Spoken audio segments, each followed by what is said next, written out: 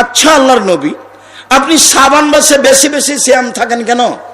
এটা জিজ্ঞাসা মনে থাকবে না? তখন আল্লাহ রাসূল বলছেন, আরে শোনো, শাবান একটা মাস, রজব রমজানের মাঝে। শাবান একটা মাস, রজব রমজানের মাঝে। শাবান একটি মাস, রজব রমজানের মাঝে। এক ফুলন্নাসান হ, মানুষ তাতে বেখিয়াল থাকে। ইউরাজুল আমাল ইলা রাব্বিল আলামিন ওয়া না উহিব্বু ইউরাজু আমালি ওয়া না সাইম। বাৎসরিক রিপোর্ট পেশ করা হয় শাবান মাসে। আমার মন চায় আমার রিপোর্টটা আল্লাহ সিয়াম অবস্থায় দেখুক। বাৎসরিক রিপোর্ট এই নাও, সিয়াম অবস্থায় দেখো।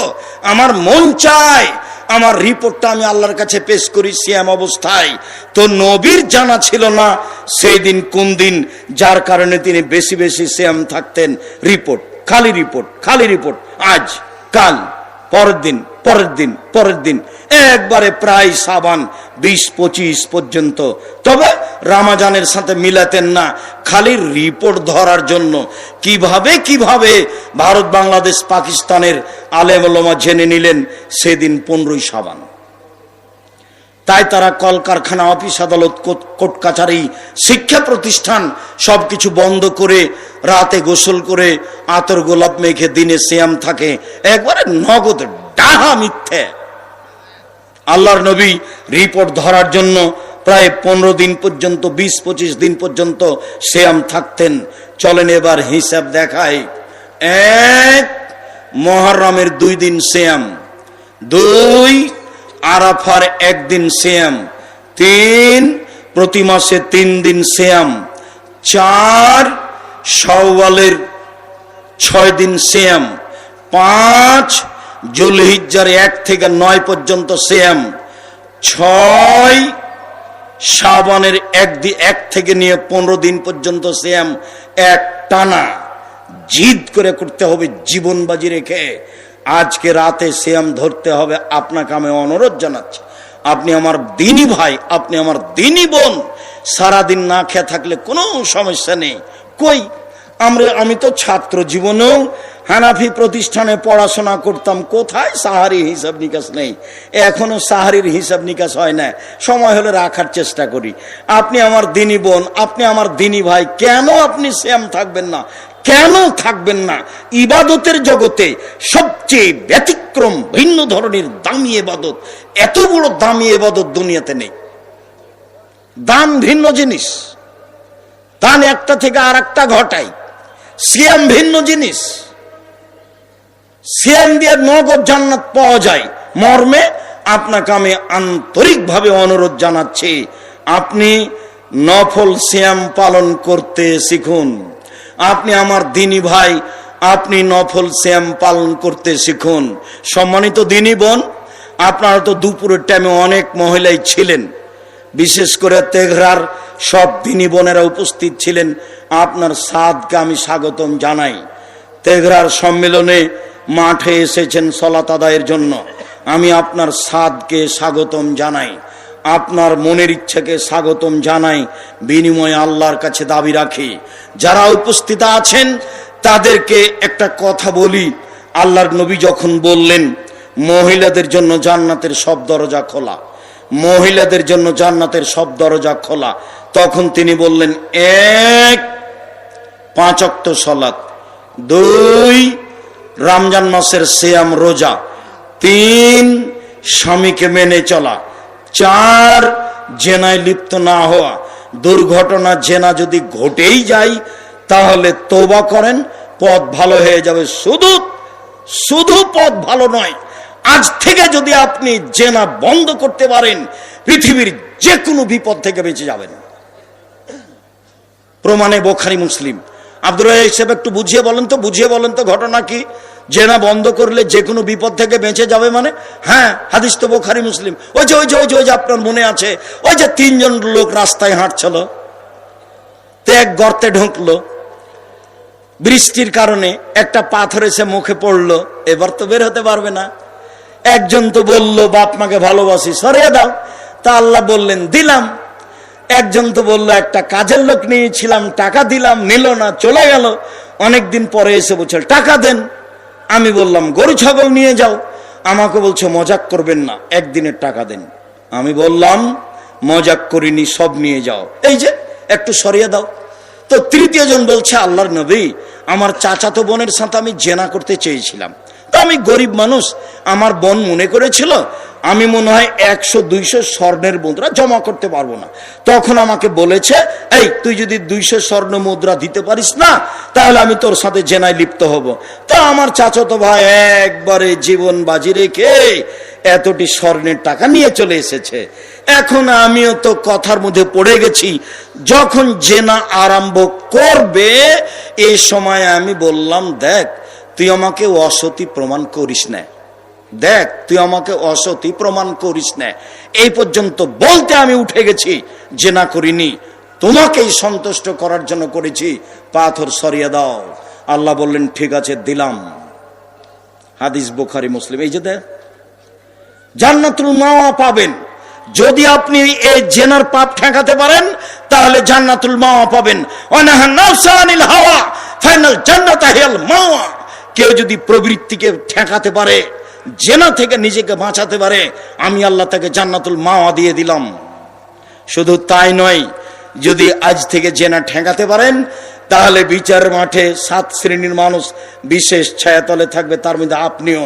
আল্লাহর নবী বলছেন 7 শ্রেণীর মানুষ বিচারের মাঠে বিশেষ ছায়াতলে থাকবে, তার 1 শ্রেণীর মানুষ সম্ভ্রান্ত পরিবারের মহিলা জেনার ডাক দিল, তখন লোকটি বলল আমি আল্লাহকে ভয় করি, বা মহিলাই বলল আল্লাহকে ভয় করি, তখন সে 7 শ্রেণীর মানুষের মধ্যে চলে যাবে।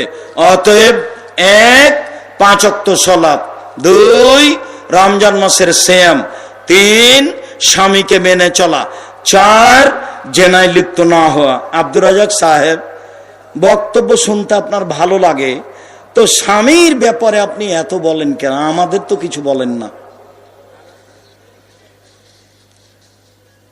আপনার প্রতি আমার আন্তরিকতার অভাব নাই, কিন্তু আমার কিছু করার নেই। আল্লাহ নবী এভাবেই বলেছে। দেখেন আপনি 1 মিনিট, এই ছেলে দেখো, এই মেয়ে খালেদা তুমি দাঁড়াইলে কেন, বসো।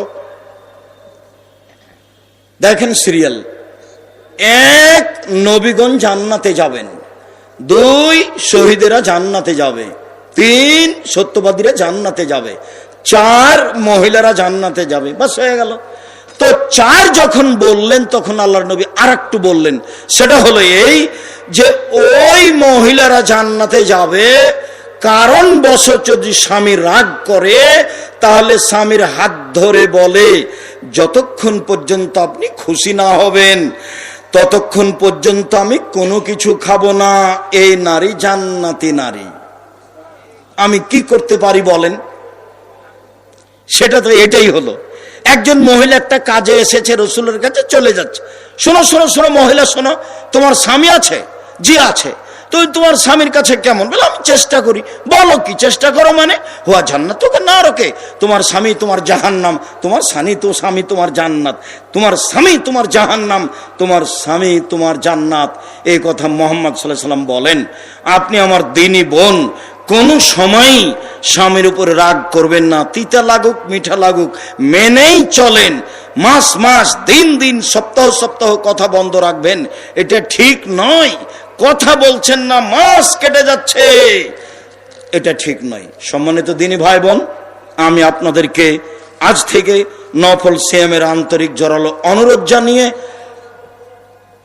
এবছরের সম্মেলনে এত কম দান করছেন কেন আমি বুঝতে পারছি না। আমি তো আপনাদের সাথে আছি, তো মন ছোট করলে হবে? টাকা পয়সা দান করতে হবে। জামিয়া সালাফি আপনাদের যেমন ভাবে প্রাণ দিয়ে ভালোবাসেন, তেমনি ভাবে দান দিয়ে ভালোবাসবেন। ব্যয়বহুল খরচ, ছেলেরা মেয়েরা তো আছেই, বাড়ি তো নির্মাণ আছে, ঘর তো 4 তলা আছে, এখনো মানুষ টাকা পয়সা পাবে। সম্মানিত দিনী ভাই বোন, আমাদের ছেলেরা যাচ্ছে যেটুকু সম্ভব। আল্লাহ রাসূল বললেন, যে যতটুকু দিল আল্লাহ তুমি তার ততটুকু পূর্ণ করে দাও, যে যতটুকু দিল না তুমি তার ততটুকু ক্ষতি করে দাও। ছেলেরা আপনাদের সামনে যাচ্ছে, আমাদের মেয়েরা মহিলা বৈঠকে আপনাদের সামনে যাচ্ছে। কোনো মেয়েকে আপনারা ফিরিয়ে দিবেন না। 10 টাকা হোক, 50 টাকা হোক, 500 টাকা হোক। আমি 10 টাকা বলি, এর অর্থ এই নয় যে 10 টাকাই হতে হবে। 10 টাকা 1 কাপ চা লাগে, তা আপনি 5 কাপ 3 কাপ চায়ের টাকা দিবেন, তা আপনি এমনিতে ওটা পার হয়ে যাবে, অথচ আপনি ক্ষতি থেকে বেঁচে গেলেন। আর দান মানে বিপদ থেকে বেঁচে যাবেন, দান মানে ব্যবস্থা নিরাপদে, দান মানে আপনি নিরাপদে, দান মানে কবরের শাস্তি বন্ধ, দান মানে যারা মরে গেছে তাদের পাপ মিটে যাবে। দান ভিন্ন জিনিস।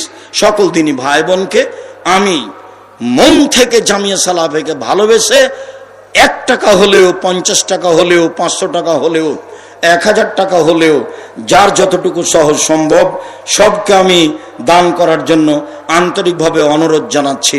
বৈঠকি দানে সবাই অংশগ্রহণ করবেন। সময়ে সবাই নিজ নিজ ইচ্ছে মতো যাকাত দান দিয়ে যাবেন। জামিয়া সালাফে আপনাদের সকল দিনই ভাই বোনকে মন থেকে সম্ভবপর দান করার জন্য অনুরোধ জানিয়ে বলছি, আল্লাহ যে যতটুকু দিচ্ছে দিল, তুমি তার ততটুকু পূর্ণ করে দাও।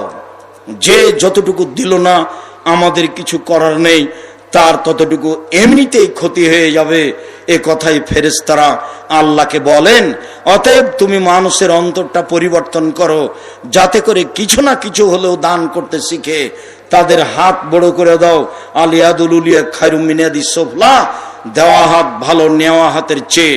যাওয়ার সময় যেসব বইগুলি আছে নিয়ে যাবেন। আল ইতেসাম পত্রিকার এজেন্ট হবেন। জামিয়া সালাফের বড় বড় কাজ আপনারা অবগত আছেন। তার একটা বড় কাজ হচ্ছে আল ইতেসাম পত্রিকা। সবাই ইতেসাম পত্রিকা নিয়ে যাবেন। আর কেন এই নির্যাতন কি তার প্রতিকার, সম অধিকার নাই, মর্যাদা চাই, অন্যান্য যেসব বই আছে, কেন হব অবরোধ বাসিনী, শিক্ষা বনাম জাহেলিয়াত, এগুলো আব্দুল্লাহ আম্মার লিখা। আমি আপনাকে এই বইগুলি সংগ্রহ করার জন্য অনুরোধ জানাচ্ছি। এই ছেলে থামো, ছেলেরা আপনাদের কাছে এসেছে, আসুক তারপরে উঠবেন। আর ডক্টর লোকমান তো আছেন। ডক্টর লোকমান একজন সুদক্ষ পণ্ডিত এবং তার কথাতে অনেক রস আছে, শুনতে ভালো লাগবে। আমরা তো যেভাবে দেখছেন সেভাবে আছি, তার কথা শুনতে ভালো লাগবে। কথা বেশ জনগণকে সামনে রেখে খুশি করে বলার মতো তার কাছে দক্ষতা যোগ্যতা আছে। দেশের বড় উচ্চ শিক্ষিত মানুষ। সকল দিনই ভাই বোনকে সম্ভবপর দান করার জন্য অনুরোধ জানাচ্ছি। আল্লাহুম্মা সাল্লি আলাইহি, আল্লাহুম্মা বারিক আলাইহি। একটু থামেন, ছেলেটা আপনার পর্যন্ত পৌঁছুক। আল্লাহুম্মা সাল্লি আলাইহি, আল্লাহুম্মা বারিক আলাইহি, বারাকাল্লাহু ফি আহলিকা ওয়া মালিকা। আর আমার তো মনে ছিল না, সামনে 13-14 সম্মেলন সালাফি কনফারেন্স, সেটা জুমার খুতবা তো বলতে হতো। রূপগঞ্জ জামিয়ে প্রায় 100 বিঘা